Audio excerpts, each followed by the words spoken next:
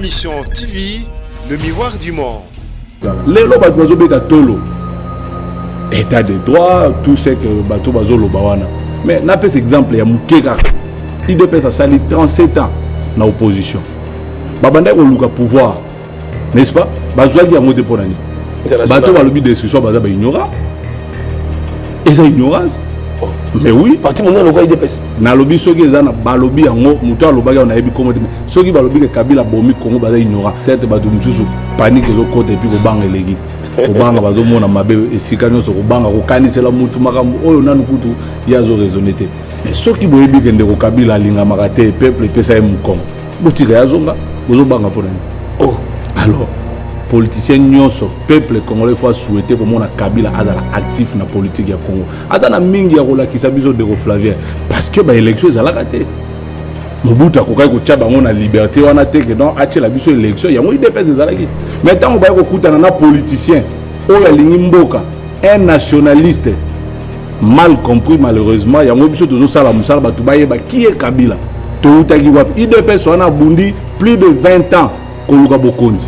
Akokaki kozwa te pona ni ata ba oya opposition balobaki lobi awa oh machine ezalaki nde a voler bango moko bato liboso bakomi komi lobela je suis le député mieux élu. Oh mais machine muté commission mieux élu to peuple oui pour ba kinois et l'autre encore ya mususu boye ba Kabila ada chouchou ya peuple avant Kabila na Congo bango ba existaka déjà parti wana basala bilan ya Congo ya avant Kabila na oya Kabila bango ba hérité pouvoir de manière pacifique.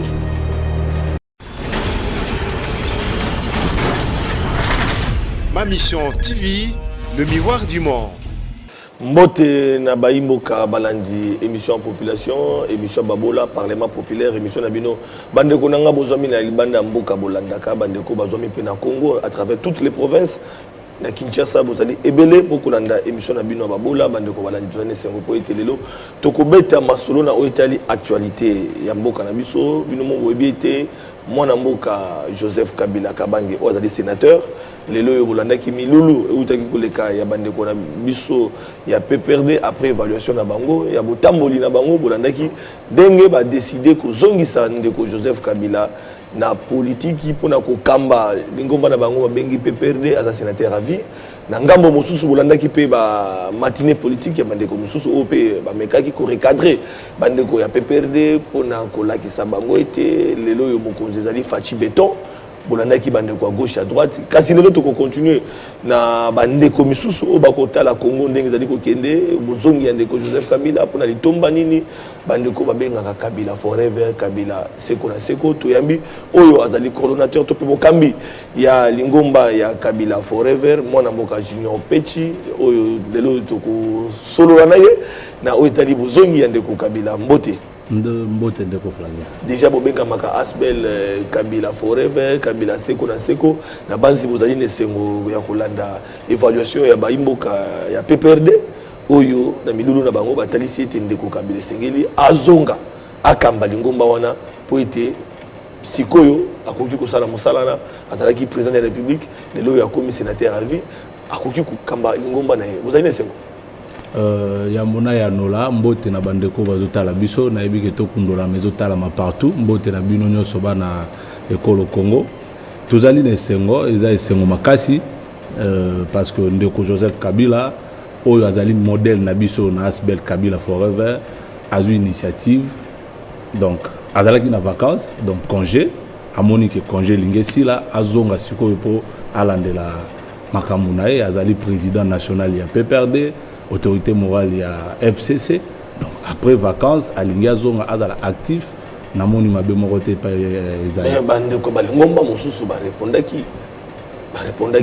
batalisaki na bandeko d'abord ndeko Kabila kozonga pona itombanya akozonga kosala nini et donc ni ainga sala après 18 ans oya sala justement le problème ezali message peut-être batu mosusu panique zo côté puis ko banga elegi kobanga bazomona mabe esika nyonso kobanga kokanisela mutu makambo oyo nanu kutu yazo raisonner te secrétaire général ya PPRD alobi boy aza ko annoncer message na ba militant ya parti ya Joseph Kabila ezalaki message approprié tant avandi azo expliquer bango que chef na biso autorité morale na biso président ya parti na biso après vacances nae alingi sikoyo azonga je crois que peut-être Zala qui peut demander à ba peuple mususu ba militaire tout le monde a été bon azozo ngasiko bokobanda komona peut-être aucun siège à peu près de okuta inande ko Kabila et ça pour azala siko a exercer ma fonction en tant que président ya parti politique sikoyo place ces andes ko banga oyo côté pas bateau bazobanga wana bazobanga Kabila pona nini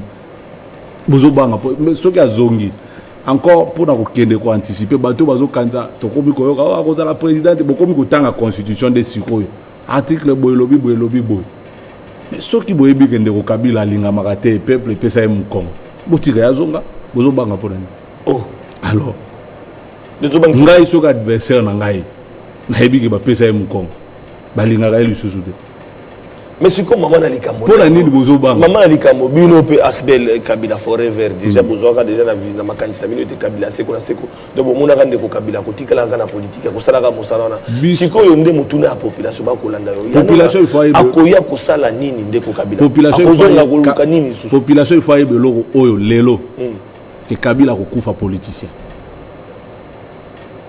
donc oh révélation non mais aza sénateur à vie OK et ça poste nini un sénateur à Salarani, à l'obélara politique. Un sénateur à la moté Gingubate, sénateur à l'obélara politique. Hier à Zabongo sénateur à vie, tia au Koufa. Donc, bon, mais ça n'a que vie à la politicien. Vacances dans les aussi là, Bozela et Kalamingité, peut-être Kabila politique. Oui. De Joseph Kabila, président honoraire. Lelo azongi ko kamba parti politique ba réunion avant dina ba collègue na ye akubandi ko tambola logo ba tonyoso po depuis a longwa ne bonga ba bebe ba kuluka ba mona ga na ba supermarché mi ko le kakala ba kuluka ba mona ne ko Kabila ndenge soit akitipi na taxi to pas du mutu kayo na bola azotele ba kwenda ba rompoint ayepe na matonge ba mona be ndenge to mona na bamboka ba paya ndenge to mona ga ngona mboka ba paya ba ngi ba mona yango mais en tant que politicien sikoyo en tant que politicien soki en tant que politicien lelo na koloba yango politicien nyonso peuple congolais faut souhaiter que mona Kabila azala actif na politique ya Congo ata na mingi ya kolakisa biso de Flavien batu bakoki ko boya mais ngana koki ko yebisa yo na moment où tozolobela Kabila azali kon aza modèle oyo biso souhait na biso to vandi botomoni Kabila organiser par exemple conférence avec le jeune atali sabiso makam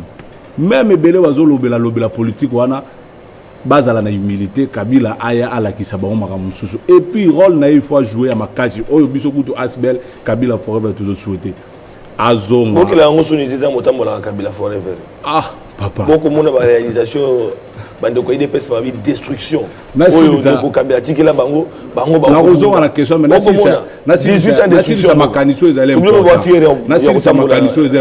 il faut to lobela yango pour ani biso to lobi Kabila seko na seko peuple congolais to lobi te que seko na seko aza mutu akokufa te non mais to lingi o Kabila sali etika la pe bandi déjà kotika lelo ba bazo beta tolo état de droit tout ce que bato bazo loba wana mais na pes exemple ya mukeka IDPS a sali 37 ans na opposition. Babanda ko luka pouvoir. N'est-ce pas? Bazwagi ya ngote ponani. Parce que ba élection za la raté. Mobutu akokai ko tchaba ngona liberté wana te que non ache la biso élection ya ngo IDPS za laki.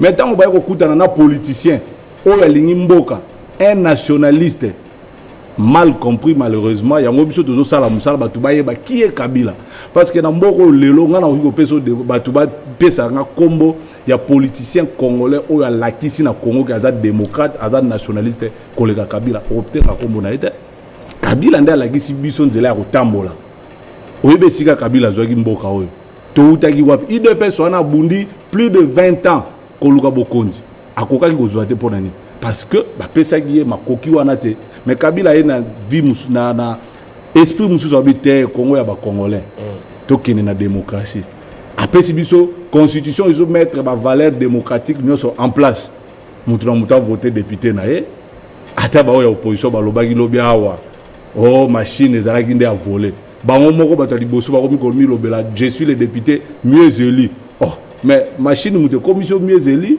to peuple donc machine ezalaki pendant l'accès bango ba réalisation machine machine ezalaki grâce à machine au moment où ndenge bazobanga koyoka Kabila kozonga bozobanga mpona nini machine ezalaki ya volé ntango yo leki okomi député oyoka peuple avotaki ngai peuple avotaki elongo ni machine wana ba biso tozoka bato ba candidat to retira ba candidature to boya machine tina suka mais siko ba boya machine retira candidature nanga kilelo boya machine peut-être momoni ke ezalaki po ba siko ba kendaki wana machine ezalaki ya volé ntango leki député il fallait lobaka naza député ya volé a siégé te donc batika Kabila azola exception nzela azwaki pays oyo na ba façon tokutaki biso nyonso toyebi Kabila memi biso na dimension esika oya tiki sikoyo to continue mutuna moko elinga na esprit wande ko ba kolanda o gagnaka nini d'abord ovandi na o utukutanga na mikila bapaya ozongi na mboka na yo o investir makambo na yo ozungi misolo na pasi osali Asbel Kabila forever na meki kolandela o na monde italien na ndeko Kabila te na mandako kanisa kotaki subventionné et pas Kabila po ba jeune belé bilenge bolé kakaboy na sima na bino mandeko musu bazali a moins que ti na poko lolo zoko sanongai mais ozo gagner nini babwaka o libanda na ndeko bati likwebo tango kaka yo bandi makambo wana pa ye balongoli na FCC ye pa bwaka o libanda bayer na yo abwaka na biloko libanda bandeko amona ndenge babwaka babiloko no libanda sans préavis ndeko bati lubiko wala c'est le kanango ozo gagner ozo perdre même na business moi monsieur Muke o ya passe bandeko bayibi pembeni na ndeko Kabila bazali o ka ba sanction communauté internationale bandeko wana bango baza ko vomba ba ko tambolaka mais ba ko lobelaka Kabila te lelo yo soko tali bien même ba communicateur à majorité au communicateur à majorité ba lobaka te ba papi tamba wana ba mona na basute mutu ba lobela ndeko Kabila te ba risque na ko nyokoma ozo gagner nini ndeko nanga oya ndeko mutu na neza malamu nazo kosa ote ti lelo na lobaka yango Kabila Forever Asbel eza œuvre ya conviction personnelle n'est-ce pas natikala kokutana na ete tobenga na raté na yebi pete soki ayebi ngai donc naza ta na trace moko te ya contact n'est-ce pas mais eza eloko eza conviction personnelle na ngai parce que tango olingi mboka na yo faut pas koya koloba parce que ba pesi quelque chose nga kutu makambo ya kotinda ngai peut-être kozala moi passe il faut na sala eloko nga na lingi donc soki naza kabiliste te mais na sali yango po batindi nga na komimo na kwa naza lâche ande ko so balia mbongo na komona yo oh non bokuta bo pesa nga na memele mbongo moi j'aime beaucoup bi mamba na komona o mais na sepela tango le kaka na ba itando pona kotalisa ite oyebi ete otikala kuta na pena ba de côté oyo baza pembeni na Kabila oyebi makambo na voilà donc c'est pour dire quoi nazo sala yango te parce que ndeko Kabila tindi ngai sala boy parce que loko kotinda na ko sala yango malamu te et puis na ko persister na ngote une année yango ezo kende Asbel ezo vivre na mo ba cotisation na biso et puis eza pe rêve na biso te oui soki to monena ndeko Joseph Kabila eza honneur nde na lobaka honneur yake voilà na pesi mbote na papa oyo ngai na pesa ki ndoi na boti mona na ngai Asbel na ko benga ngo les amis de Junior Mpechi mais na pesier Valère le coup moana pourquoi parce que ngana zana bezo kaka ya mbongo Kabila te mais oyo Kabila sali eza bénéfique pour ngai na ko pesa exemple code minier au Joseph Kabila bundi ko banda histoire ya Congo abundi po petit que la biso code minier oyo ko défendre ba valeur na biso na bana na biso eza intérêt ya Kabila te eza intérêt personnel te lelo démocratie oyo aye ko installer eza bénéfice pour na biso peuple congolais donc ngana esprit na ngai na uti libana na okiko tala te ke mbongo kosila te bao bazwa wana okomona pe lobe sili mais nazotala eloko Kabila tiki soki nga naza mayele lobi ekobotela nga mbuma oyebi ke na mboka mususu soki ata Congo ezalaki bien te entreprendre au biso tozo bunda o tongaki to sala yango peut-être mais on répond te bande ko ide PS o bazana pouvoir donc alobi Kabila tiki bango destruction à 18 ans voilà na ko répondre c'est-à-dire na ba sanction ya ba collaborateur na Kabila communauté internationale a changé code minier eza pour na bénéfice ya ngana bana ngalobi ya peuple congolais peuple il faut yeba yango même ba soi-disant opposant pour bazala raté ba kende ko teka mboka ke biso to ndimi code changer te opposant ko ki ko teka mboka te pour ya kota ne bonga mais Kabila ndimi nazo kende mais na tikeli bino cadeau elembo bokanisa ngai na changer code minier pour na ngai Junior Mpechi na sepela lobby donc ezo senga te muto asali makambo malamu to kundaye to mais ozo répondre quand voilà ngomezo bandeko ba ko loba destruction à 18 ans bato ba lobi destruction na ba sanction communauté internationale bato ba lobi destruction baza ba ignorant eza ignorance mais oui parti mondial lokwa IDPS na lobi soki eza na ba lobi yango muto alobaka na yebi Congo te soki ba lobi ke Kabila bomi Congo baza ignorant ba yebisa ngai eta o Kabila kutaki Congo na oya tiki o eza malamu eza wa benga bango na plateau ngana bango. Ah bon? Batalisa biso Congo oyo bango bazalaka kala wana parti wana ozoloba. Baya koloba na ya lelo. Na lelo? Oui, baya koloba. Lelo balobi ba investisseur bazoya bomona mokonza mo otambola. Avant Kabila na Congo, bango ba existaka déjà parti wana. Basa la bilan ya Congo ya avant Kabila na oya Kabila bango ba hérité pouvoir de manière pacifique. La destruction zate. Ils passent. Mais ce que l'on a destruction, azubo kondi, voyage kutu ali boso mo konza mboka Félix Tshisekedi, akuti mbonga ke na ngwa zongi si na caisse. Yo kuti mboka na destruction ko kutu loko. Est-ce Kabila kuta ke loko na caisse? Eza mutema. Mais parfois biloko batu bazolo balelo, moi ça me choque. Batika ko distraire batu, ba travailler. O Kabila sali to beti maboko. Tozota la bango, ba sale sika ba ko suka, to ko beta maboko, toza na coalition. Eloko na ko senga na bango. Bandeko nanga ya UDPS bazala calme avant ya koya na etando ike koloba ba raisonner mundele ya kolinga jamais unité eloko na yeko beta c'était peuple congolais UDPS partout tozala bomoko soyons unis pas c'est tout to sanganité to kosala eloko moko te mundele politique neza divisé pour mieux régner coalition FCC cash eza combattu parce que mundele a ebike soki batumi bale basangani bato mayele Kabila na Tshisekedi FCC na cash mbuma ekobima ya malamu et to pesa yango temps ndenge na lobaka batieli biso ba joueur totali la bango match beta matolonga mais soki bango bakomi kokota ba infiltrer kobima o Kabila salibo Kabila za mabe bazo distraire bango. Alors lelo yo ozo projeter meeting le 14 décembre. Objectif à meeting, on a un message là-bas congolais. Et pourquoi pour une date, il y a le 14 décembre pour ça le meeting. Et puis Kabila Forever, on a le Kinois. Oui, pour le Kinois, et là encore, il y a Moussou Boy, Kabila a chouchou un peuple. Oh. Oui. Ngai 2020, au moment où on a la province, alors avant la province, nous avons confirmé que Kinois va Kabila. Il y a un bon côté, vous avez un journaliste, vous avez un bon côté. Bakoya ofele to zalawana romona yo moko triomphal to kimi gudute na ba msuso bazolo bana même ba parti msuso bazo kangama na ba bikuku na koya asbel na koya na triomphal en tant qu'asbel na za na mbongo te soutien ya mutu te romona peuple ye moko pour à comprendre idéologie ngana talisi batu boye ba yango aussi tourner à 24 communes ndengo bandaki non ba installation ezo salema déjà ezo salema le 14 décembre romona meeting yo moko boko tourner siko asbel on est comme politique il to pe boutique la asbel wana totika venir yango moko ko décider oui mais surtout bimisa député za mabeta biso tozana besoin kutu ya ba député soko lingo bima député yake pa na biso oroleka ko tozana peuple mais ozala na condition ozala na condition contrôle la machine te tozana peuple tozala machine wana eza lukuta ba député opposition bangaki kaka avant siko ba leki tuna bango ndeko yo komi député ya machine to ya peuple ba député opposition machine comme lengi wapi bango non ba élu machine comme lengi oh moni batika ko dise Kabila lobaki alternance atikeli biso Congo eza na kimia président Félix meeting wana président Félix yemoko yango na zolo baba ndeko na IDPS bazwa ratanya ko raisonner avant ko mokonzi ya IDPS yemoko président de la République premier citoyen au rendre hommage na Joseph Kabila les alliés biso ko kutu tolandi Rolanda deuxièmement yemoko lobi il y a trop de diabolisation.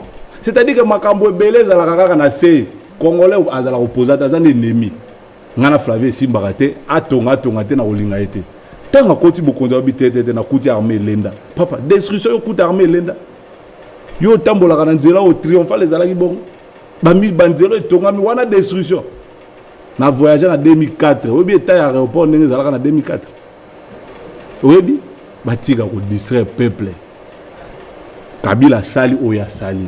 Merci naye. Yango ngai na lobi il faut tolobela mingi débat contradictoire. Quand les bateaux baza pour baza contre Mambozo loba. Yo na ngambo bango na ngambo. Nalobaka awa gratuité enseignement et bandana Joseph Kabila. Oh. Soki bazo chatembe bazo ba téléphone ba benga na kole ba benga na lomela ba benga sankuru. Pour le moment tuna inga banda wapi.